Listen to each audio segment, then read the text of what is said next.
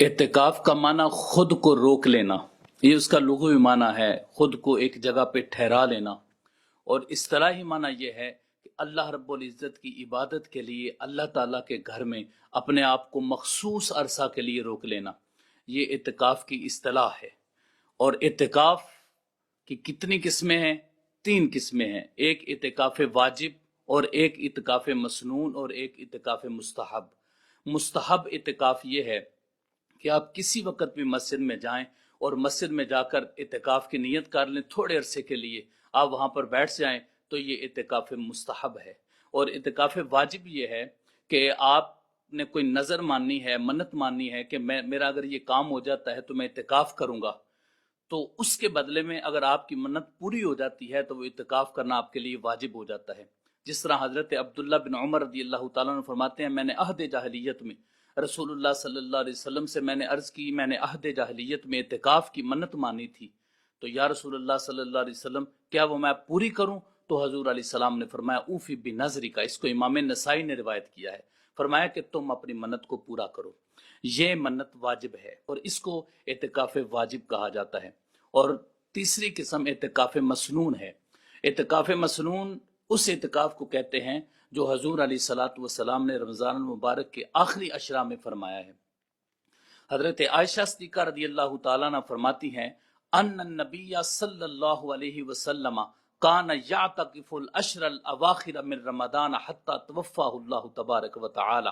اس کو امام بخاری نے روایت کیا ہے۔ حضرت عائشہ صدیقہ رضی اللہ تعالیٰ عنہ فرماتی ہیں کہ رسول اللہ صلی اللہ علیہ وسلم رمضان المبارک کے آخری اشرا میں اعتکاف فرمایا کرتے تھے، اور وہ جو آخری اشرا تھا وہ حضور علیہ الصلوۃ والسلام کی تاکیدی سنت ہے۔ جو آخری مرتبہ تھا آقا علیہ الصلوۃ والسلام کا، کل آپ نے 9 رمضان المبارک پائے ہیں، جو آخری اعتکاف تھا اس کے بارے میں آپ فرماتے ہیں العام الذی قبض فیہ اعتکف 20 یوما، امام بخاری نے اس کو روایت کیا ہے، یعنی جس سال رسول اللہ صلی اللہ علیہ وآلہ وسلم کا وصال ہوا اس سال آپ نے 20 روز کا اعتکاف فرمایا، باقی آپ نے 10 روز کا اعتکاف فرمایا۔ اس کا مطلب یہ ہے کہ اعتکاف جو ہے وہ رسول اللہ صلی اللہ علیہ وسلم کی سنت ہے۔ حضور علیہ الصلوۃ والسلام نہ صرف اعتکاف خود بیٹھے بلکہ اعتکاف کی بڑی فضیلت بیان فرمائی ہے۔ آپ صلی اللہ علیہ وآلہ وسلم نے معتکف کے بارے میں فرمایا ہوا یعکف الذنوب، معتکف تو وہ شخصیت ہے جو گناہوں سے اپنے آپ کو روک لیتا ہے اور پھر اس کا پورا اعتکاف نیکیوں پر مبنی ہوتا ہے۔ جیسے وہ کوئی آدمی تسلسل کے ساتھ نیکیاں کرتا ہے، اعتکاف کرنے والا بھی اسی طرح ہی نیکیاں حاصل کرتا رہتا ہے۔ اس کو امام ابن ماجہ نے سنن میں روایت کیا ہے۔ اور ایک دوسری روایت جس کو امام بہقی نے شعب الایمان میں ذکر کیا ہے، یہ روایت ضعیف ہے لیکن فضائل میں ہے۔ حضور علیہ الصلوۃ والسلام نے فرمایا من اعتکف عشرا فی رمضان کان کحجتین وعمرتین، حضور علیہ السلام نے فرمایا جس نے رمضان المبارک کے آخری اشرا میں اعتکاف کیا تو اس کو 2 حج اور 2 عمرے کا ثواب عطا کیا جائے گا۔ اب یہ حضور علیہ الصلوۃ والسلام نے اعتکاف کے فضائل بیان فرمائے ہیں۔ اور اعتکاف کے جو فوائد و ثمرات ہیں وہ کیا ہیں؟ ظاہر ہے ایک بندہ اللہ تعالیٰ کے گھر میں بیٹھتا ہے اور بیٹھ کر اللہ کو یاد کرتا ہے، ساری دنیا سے لا تعلق ہو جاتا ہے، تو پھر اس کو فوائد و ثمرات بھی حاصل ہوتے ہیں۔ سب سے پہلا فائدہ جو اس سے حاصل ہوتا ہے وہ اللہ تعالیٰ کا قرب حاصل ہوتا ہے اور رجوع اللہ کا جذبہ اس کا بڑھتا ہے، اور دوسرا حضور علیہ الصلوۃ والسلام کی سنتوں پر عمل پیرائی کا ایک جذبہ پیدا ہوتا ہے۔ تیسرا، سلسلہ درس و تدریس میں انسان بہت کچھ سیکھتا ہے، نماز کے مسائل سیکھتا ہے، سنتیں سیکھتا ہے، باقی دیگر ضروریات دین ان کا علم حاصل کرتا ہے۔ علاوہ ازیں روحانیت کی پروان، آخرت کی تیاری، گناہوں کا کفارہ، حصول جنت کا ذریعہ، محبت، اخوت، اجتماعیت، نیکیوں کا جذبہ، حقوق اللہ کا تحفظ، مسجد سے لگاؤ، باجماعت نماز سے لگاؤ، تبلیغ دین کا جذبہ، صبر و استقامت اور معاشرتی اصلاح جیسے یہ سارے امور اللہ رب العزت اس کو نصیب فرماتے ہیں، اور بندہ اتنے معاملات اور امور اور اتنی نعمتیں اللہ رب العزت کی بارگاہ سے اعتکاف میں حاصل کر لیتا ہے۔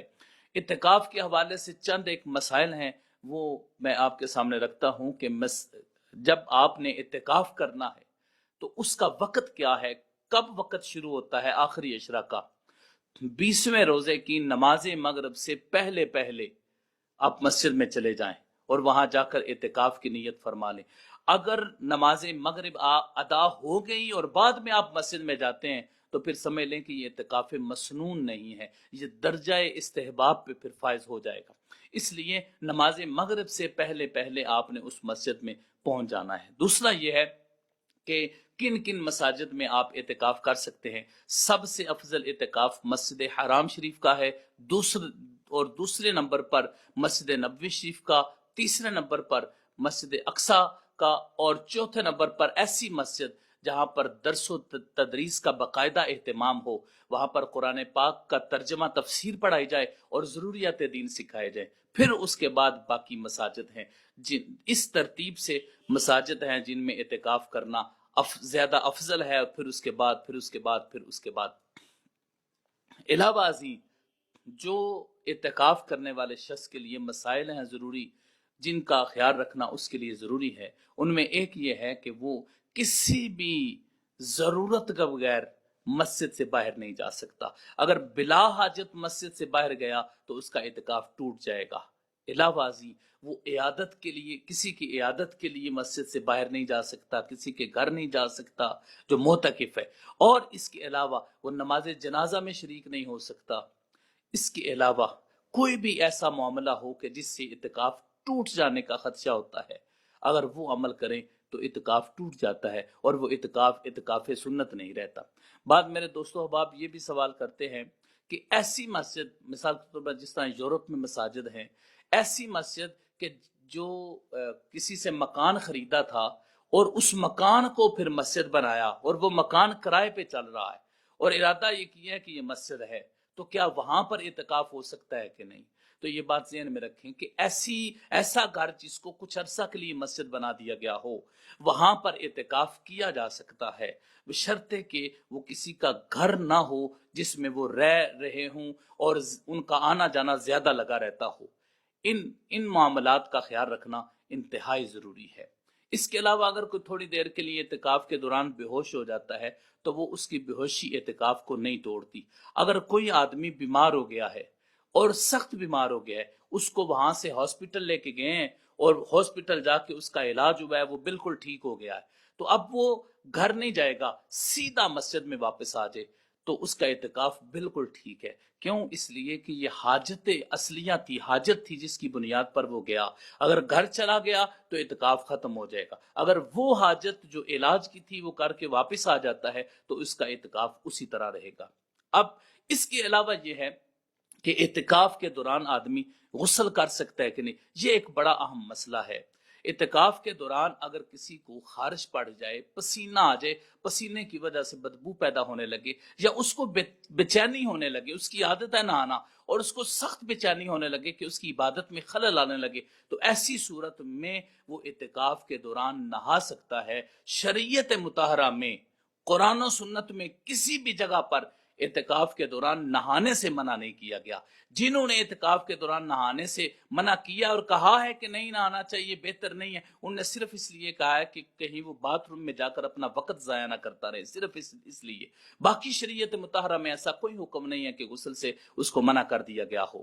جس کو کوئی ضرورت پیش آ رہی ہو تو اس کی بنیاد پر وہ غسل کر سکتا ہے۔ اس کے علاوہ جو عورت کا اعتکاف ہے، عورت اعتکاف مسجد میں نہیں کرے گی، عورت اپنے گھر میں ہی اعتکاف کرے گی۔ ایک جگہ مخصوص کر لے اور وہاں پر ہی بیٹھ جائے، پھر اس جگہ کو چینج نہ کرے، ادھر ادھر نہ جائے۔ اور اعتکاف کے لیے یہ بات ذہن میں رکھیں کہ شوہر سے اجازت لینا ضروری ہے۔ اگر شوہر اجازت نہ دے تو عورت اعتکاف نہیں کر سکتی۔ اس کے علاوہ یہ ہے کہ عورتوں کا جو گھر میں بیٹھنا ہے یا خیمے لگا لینا اعتکاف کے لیے، یہ رسول اللہ صلی اللہ علیہ وآلہ وسلم کے بعد ازواج مطہرات نے ایسا ہی کیا تھا کہ وہ بھی اعتکاف کے لیے وہاں پر بیٹھی تھی اور انہوں نے بھی اعتکاف فرمایا تھا۔ اب اعتکاف کی کچھ عملیات ہیں کہ اعتکاف کے دوران زیادہ تر کیا کرنا چاہیے۔ سب سے پہلی بات یہ ہے کہ اگر موقع ہو تو دین متین سیکھیں، ضروریات دین سیکھیں، نماز کے مسائل سیکھیں، پیارے آقا علیہ الصلوۃ والسلام کی سنتیں سیکھیں۔ اس کے علاوہ قرآن پاک کی تلاوت کثرت کے ساتھ کریں، لیلۃ القدر کو تلاش کریں۔ وہ جو طاق راتیں ہوتی ہیں اس آخری عشرہ میں، ان طاق راتوں میں لیلۃ القدر کو تلاش کریں۔ اس کے علاوہ نفل نمازیں ادا کریں، اوراد و وظائف پڑھیں، اور اعتکاف کے دوران نماز تہجد، نماز اشراق، چاشت، اوابین، ان کی پابندی کریں۔ اس کے علاوہ انبیاء، صالحین، اولیاء، اتقیاء، علماء، ان کی سوانح کا مطالعہ کریں تاکہ ایک اچھی زندگی گزارنے کا علم حاصل ہو اور ایک جذبہ پیدا ہو۔ اس کے علاوہ انتہائی اہم بات یہ بھی ہے کہ اگر آپ کی کوئی قضا نمازیں رہتی ہیں تو اعتکاف کے دوران وہ جو آپ کی قضا نمازیں ہیں ان کو ادا کر لیں۔